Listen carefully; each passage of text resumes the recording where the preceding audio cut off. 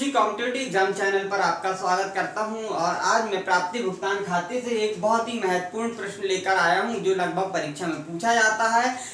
और देखिए यहाँ पर जो क्वेश्चन है उसकी हम बात करेंगे। तो क्वेश्चन है कि निम्न सूचनाओं के आधार पर प्राप्ति भुगतान खाता तैयार कीजिए। 31 दिसंबर 2018 को समाप्त होने वाले वर्ष के लिए तैयार करना है यहाँ पर प्राप्ति भुगतान खाता। क्वेश्चन पढ़ूं उससे पहले यदि आप पहली बार हमारे चैनल पर आए तो हमारे चैनल को सब्सक्राइब करें, अपने दोस्तों को भी शेयर करें, लाइक करें और हमारे चैनल में प्रतिदिन आए वीडियो को आप देखें क्योंकि फ्री आपके लिए दिया जा रहा है कोर्सेस। तो देखिए यहाँ पर हम बात कर रहे हैं प्राप्ति भुगतान खाते में हमको यहाँ पे कुछ सूचनाएं दी गई है। वो सूचना है कि सदस्यता शुल्क यहाँ बताया गया है 9,000 सदस्यों से 5 रुपए प्रति सदस्य लेना था, किंतु 500 सदस्यों ने इस वर्ष का शुल्क नहीं दिया है और 100 सदस्य ऐसे हैं जिन्होंने आगामी वर्ष का भी दे दिया है। यहाँ पे एक बहुत ही खास बात है। दूसरा, वेतन जो है 1,000 रुपए प्रति माह है, किंतु माह दिसंबर 18 का वेतन शेष रह गया है। और यहाँ पर किराया 1200 रुपए प्रति माह है, मार्च 2019 तक का दे दिया गया है। यहाँ पर दिसंबर 18 का बाकी रह गया है। फर्नीचर की बात करें तो दिसंबर 12 में फर्नीचर क्रय हेतु 8,000 रुपए अग्रिम दिए हैं, एडवांस दे दिए, किंतु इस वर्ष के अंत तक केवल 2,000 रुपए का फर्नीचर प्राप्त हो सका है। और सामान्य व्यय की बात करें हम तो 3,000 रुपए, जिनमें से 500 देना बाकी है, अर्थात 3,000 रुपए दे चुके हैं। और विनियोग 6,000 रुपए के 5% सरकारी ऋण पत्र खरीदे गए हैं। अब आपको यहाँ पर सवाल हल करना है, प्राप्ति भुगतान खाता तैयार करके दिखाना है। और हमने आपको बताया था कि जो प्राप्ति भुगतान खाता होता है यह वास्तविक खाता की श्रेणी में आता है और इस खाते के डेबिट पक्ष में समस्त प्राप्तियां और क्रेडिट पक्ष में समस्त यहाँ पर भुगतान लिखा जाता है। और जिस व्यक्ति का खाता होता है उसका नाम लिख दिया जाता है, लेकिन यहाँ किसी का नाम नहीं दिया गया है कंपनी का, तो हम यहाँ पर X का प्राप्ति भुगतान खाता इस टाइप से लिख देते हैं। और इसके नीचे आपको हमने प्रारूप में समझाया था कि जो डेट होती है वह डेट लिख दिया जाता है 31 दिसंबर 2018 को समाप्त वर्ष का लिखकर, और इसे हम खाते के रूप में यहाँ पर लिख लेते हैं और खाता तैयार करते हैं।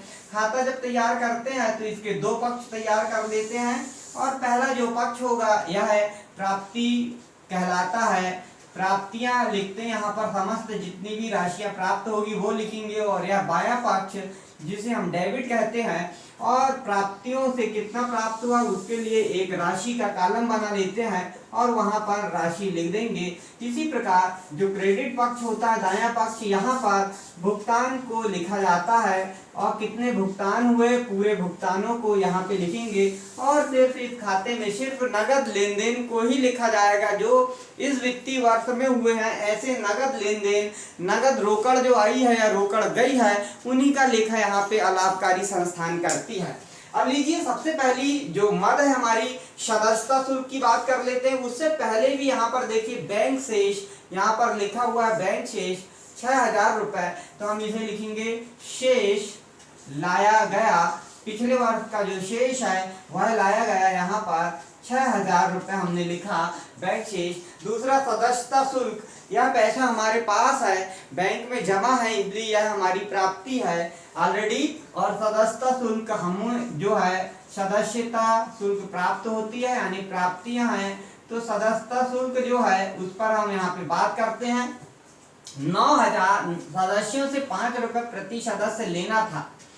यहाँ पर हमारे सदस्य है 9,000, लेकिन यहाँ पर 500 सदस्यों से इस वर्ष का शुल्क नहीं मिला, यानी कितने का मिला है आपको 8,500 का सदस्य का शुल्क मिला है। और एक सदस्य से आप यहाँ देखिए, एक सदस्य से 505 रुपए लेना है, यानी यहाँ पर हम 5 का गुना कर देंगे और गुना करेंगे तो यहाँ पर 40 55 25, 25 का 5, हाथ का 2, 8 पंचे 40 और 5 45 और 2 शून्य यहाँ पर लगा दिए, यानी 45,500 रुपए इस वर्ष का मिला है। और यहाँ लिखा है कि 100 सदस्यों से आगामी वर्ष का भी प्राप्त हो गया है।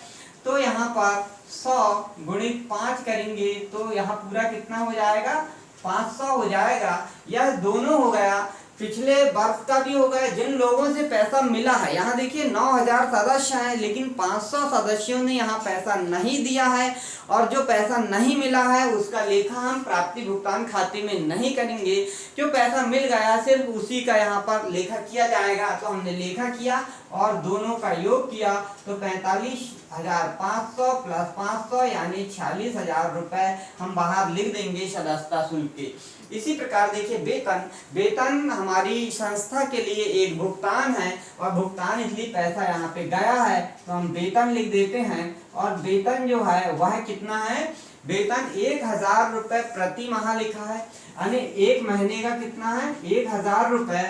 किंतु माह दिसंबर 18 का वेतन देना शेष रह गया है, यानी पूरे एक वर्ष में जनवरी से लेकर दिसंबर तक 12 माह होते हैं, लेकिन यहाँ दिसंबर का वेतन नहीं दिया है, अर्थात कुल 11 महीने का वेतन दिया गया है। तो हम 11 का गुना कर देंगे और 11 का गुना करेंगे तो वेतन हमने कुल 11,000 रुपए यहाँ पर भुगतान किया है हमारे कर्मचारियों को या किसी भी व्यक्ति को जिन्हें वेतन हम देते हैं उन्हें।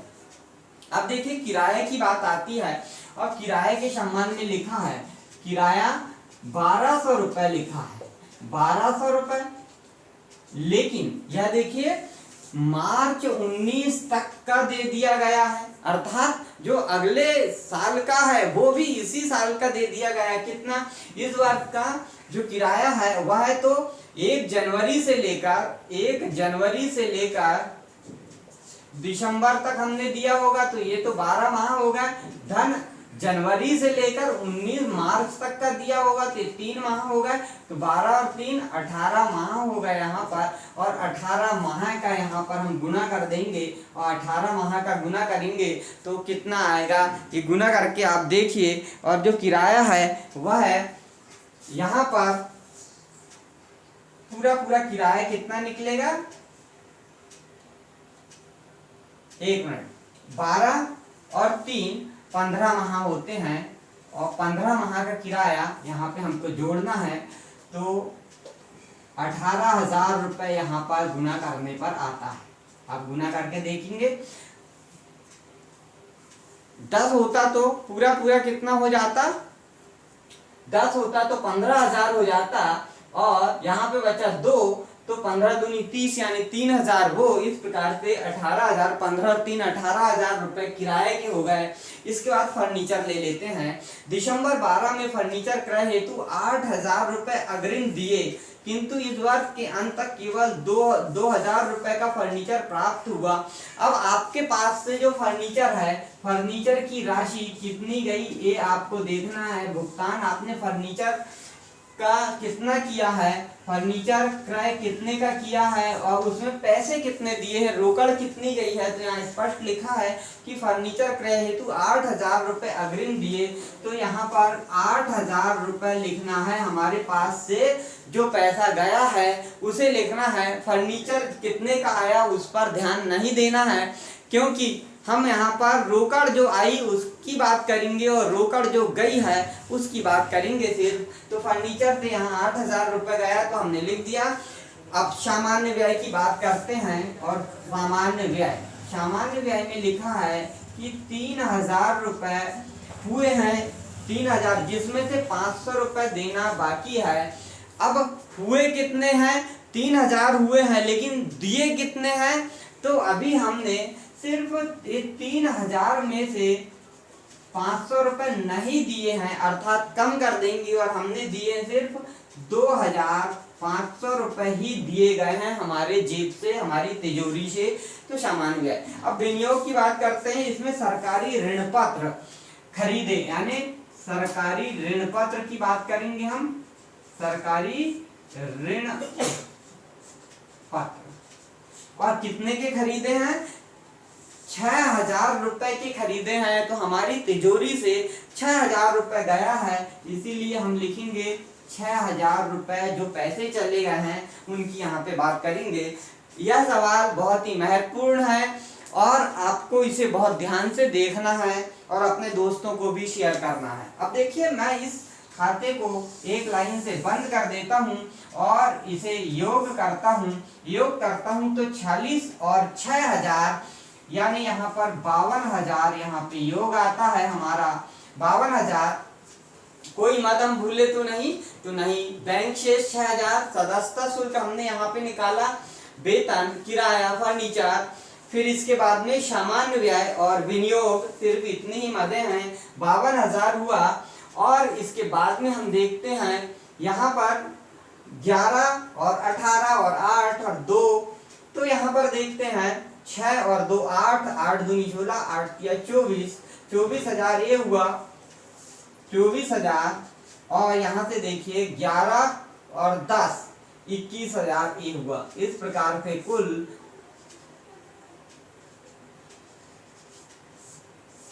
45,000 हुआ। और यहाँ 52,000 है, तो 52,000 जो है डेबिट पक्ष का, उसमें से 45,000 को हम माइनस कर देते हैं और माइनस करेंगे तो हमारे पास जो शेष बचेगा 12 में से 5 जाएगा तो यहाँ 7 बचेगा और 5 में से यहाँ पर 7,000 बचेगा। यानी जिसे हम लिखेंगे रोकड़ शेष के नाम से, रोकड़ शेष हमारे पास मात्र 7,000 शेष बच जाएगा और इसे 2 लाइन से हम बंद कर देंगे और 52,000 रुपए योग कर देंगे।